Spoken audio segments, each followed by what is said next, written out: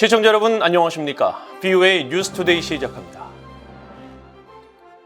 유엔 안보리에서 열린 북한 인권 관련 비공식 회의에서 미국은 북한의 인권과 대량 살상 무기 문제는 직결돼 있다며 이를 함께 제기해야 한다고 강조했습니다.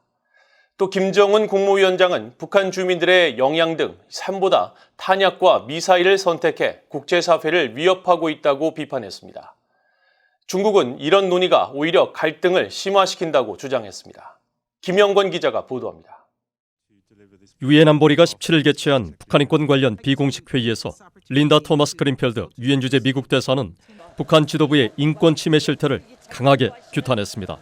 특히 북한의 중대한 인권 침해에도 불구하고 일부 안보리 이사국들은 이 문제가 안보리의 권한이 아니며 국제평화와 안보 문제도 아니라고 주장하지만 북한 정권의 광범위한 인권 침해와 우리의 집단 안보에 대한 위협 사이의 연관성은 더 이상 명확할 수 없다고 역설했습니다.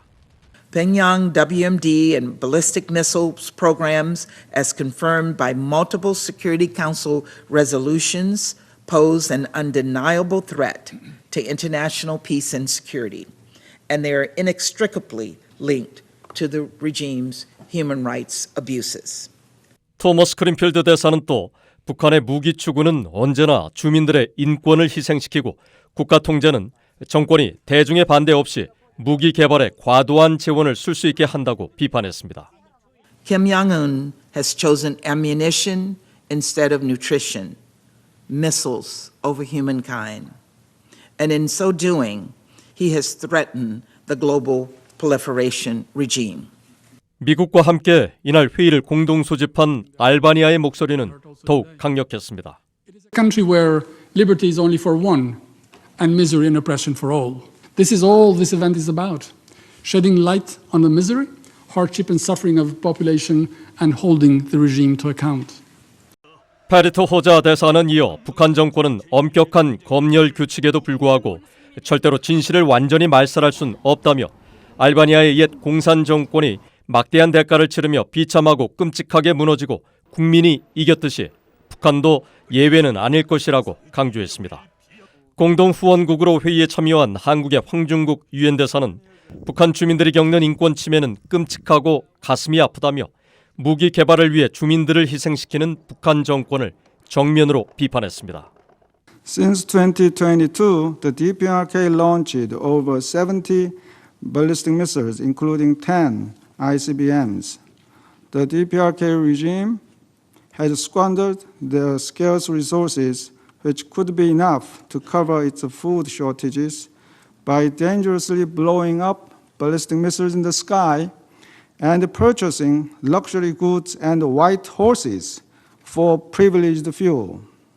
황 대사는 그러면서 북한의 무모한 핵무기 추구와 주민들에 대한 전체주의적 통제는 체제 유지와 직결되어 있다며 북한의 인권 상황을 해결하기 위한 노력을 확대하지 않고선 핵 문제의 해결도 기대할 수 없다고 강조했습니다. 이날 회의에선 안보리 이사국들을 포함해 30여 개국 대표들이 발언권을 통해 북한의 인권 침해 우려를 표했습니다. 하지만 중국과 러시아는 반발하며 회의도 생중계해선 안 된다고 주장했습니다. Instead of easing the tension, it may rather intensify the conflict and therefore is an irresponsible move. Using UN Web TV for live broadcast is a waste of UN resources. 이날 회의에선 엘리자베스 살몬 유엔 북한인권 특별보고관과 탈북민인 조셉 김, 이서연 씨가 북한 내 인권 상황을 설명하며 책임 규명 노력을 강화할 것을 요청했습니다. 미국과 알바니아, 한국, 일본은 회의 뒤 공동 성명을 통해 북한의 핵 문제와 인권 문제는 함께 제기해야 한다며 현대 세계에선 가혹하게 인권 침해를 자행하는 북한같이 잔인한 곳은 없다고 지적했습니다. VOA 뉴스 김영권입니다. 세계 최대 인권단체인 국제 앰네스티는 유엔 안보리의 북한 인권 문제 관련 비공식 회의에 대해 북한의 심각한 인권 상황에 대한 국제사회의 관심을 다시 집중시켜야 한다고 강조했습니다. 셰린 타드로스 국제 앰네스티 뉴욕 유엔 사무소장은 17일 회의에 앞서 발표한 성명을 통해 북한 당국은 주민들의 고통을 숨기며 국제법상 범죄 등 만연한 인권 침해를 은폐하기 위해 통신과 정보 흐름을 옥죄고 있다고 비난하며 이같이 밝혔습니다. 또 이번 회의는 북한 당국에는 조직적이고 광범위한 심각한 인권 침해를 종식해야 한다는 분명한 메시지를 전달하는 기회로 사용해야 한다고 강조했습니다. 또 다른 인권단체인 휴먼 라이츠 워치의 루이 사르보노 유엔 국장도 이날 자신의 사회연결망 서비스에 이번 안보리의 북한 인권 관련 비공식 회의는 최악의 북한 인권 유린 기록과 학대에 대한 북한 정권의 책임을 묻기 위한 조치의 필요성을 보여준다고 밝혔습니다. 북한의 신형 대륙간 탄도미사일 화성 17형의 신뢰성은 아직 입증되지 않았으며 실전 배치까지는 갈 길이 멀다고 미사일 전문가들이 평가했습니다. 화성 17형 역량의 핵심으로 꼽히는 다탄두 장착 기술과 고체연료 엔진 기술도 북한이 확보하기까지는 시일이 오래 걸릴 것으로 전망했습니다. 박동정 기자가 보도합니다. 독일의 미사일 전문가인 마커스 실러 ST 애널리틱스 박사는 17일 VOE에 북한이 화성 17형의 단분리 장면 등 발사 장면을 공개하고 신뢰성을 검증했다고 자평한 데 대해 대외 선전용에 가깝다고 평가절하했습니다. 특히 1단 분리는 예전부터 예상됐던 것이라면서 북한의 1단 추진체 분리 장면 공개는 놀라운 일이 아니라고 지적했습니다. I think if they actually separated something from that first stage, and it was important enough for them that they had to announce that. Perhaps they were just responding to the many critics that people were saying they are not able to build a warhead or a re-entry vehicle that would survive re-entry. So I think it's a signal to the outside world that they are working on it and doing something. 실러 박사는 특히 북한 당국이 이번 발사를 통해 신형 화성 17형에 대한 신뢰성이 검증됐다고 주장한 데 대해선 이제 겨우 두세 번 발사했을 뿐이라며 일축했습니다. 그러면서 미사일 비행 중 발생할 수 있는 측풍 영향이나 각종 기상 조건에 견딜 수 있는지 확인해야 한다며 현재 화성 17형은 시제품 수준으로 운영과는 거리가 멀며 실전 배치에도 더 많은 시간이 필요할 것으로 분석했습니다. 실러 박사는 또 미국 본토를 겨냥한 북한 ICBM의 핵심 역량으로 꼽히는 다탄두 기술에 대해선 이론적으로 가능하지만 북한이 단기간에 확보하기는 매우 어려울 것이라고 지적했습니다. The mass is certainly, the Hwasong 17 can carry multiple warheads by mass and by space, by volume. There's enough space up on the top of the rocket that it could carry multiple re-entry vehicles. So we will see if they walk down that road. I can only tell you that it took China 30 years to do that. 미국의 미사일 전문가인 반벤디펜 전 국무부 국제안보 비확산 담당 수석부 차관보도 북한이 ICBM 핵심 역량인 재진입체와 다탄두 기술 확보를 위해 여러 시도를 하고 있으며 일부 작동하고 있는 것으로 평가되고 있다고 분석했습니다. 다만 북한이 그 같은 기술을 확보한다고 해서 실전에서 바로 사용 가능하느냐는 다른 차원의 문제라면서 실전 배치를 위해선 수많은 시험 발사와 시행착오를 거쳐야 한다고 지적했습니다. 또 북한이 화성 17형 발사에 발사 시간 단축과 사전 탐지 교란이 가능한 고체 연료 엔진을 사용했을 가능성에 대해선 부정적으로 평가했습니다. 그러면서 북한이 지금까지 선보인 대부분의 ICBM 체계는 액체 연료라면서 이를 고체 연료로 전환하기 위해선 완전히 새로운 개발 프로그램을 만들어야 한다면서 북한이 고체 연료 기반 기술을 안정적으로 확보했다고 보기에는 아직 이르다고 평가했습니다. VOA 뉴스 박동정입니다.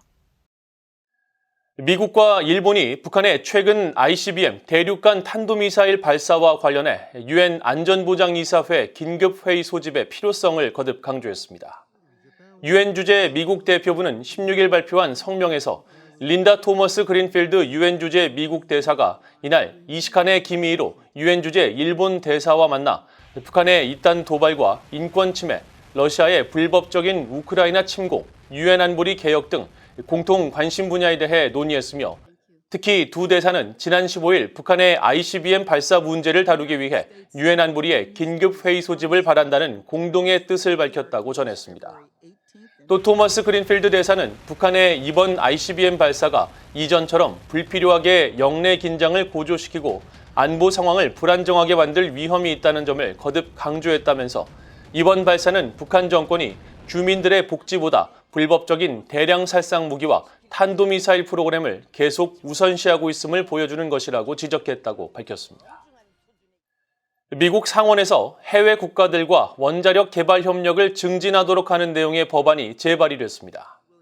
상원 외교위원회 공화당 간사인 제임스 리시 의원과 상원 에너지위원장인 민주당의 조 맨친 의원이 16일 재발의한 국제 원자력 법안은 미국 정부가 민간용 원자력 수출 전략을 마련하기 위해 동맹과 파트너 국가들과 함께 관여를 증진하는 한편 국제 원자력 개발에서 중국과 러시아에 점증하는 영향력을 상쇄하기 위한 조치를 담고 있습니다. 법안은 다만 미국의 경제 제재를 받고 있거나 국제 테러리즘 행위를 반복적으로 지원한 것으로 판단되는 북한과 중국, 러시아, 벨라루스, 이란, 쿠바, 시리아 등은 원자력 협력 대상이 될 수 없다고 명시했습니다. 미국과 한국, 일본의 삼국 관계는 우리의 모든 조국을 지킬 수 있는 헌신적인 능력을 제공한다고 존 아퀼리노 미국 인도태평양 사령관이 밝혔습니다. 아퀼리노 사령관은 16일 영국 국제전략문제연구소 IISS가 싱가포르에서 주최한 인도태평양 지역 안보 토론회에서 미한일 삼국 협력의 중요성을 강조하며 이같이 밝혔습니다. 이어 호주와 일본, 필리핀과의 발전 및 파트너십은 모두 이 지역에서 우리의 입지를 강화한다고 강조했습니다. 이상으로 VOA 뉴스투데이를 모두 마칩니다. 시청해주신 여러분 고맙습니다.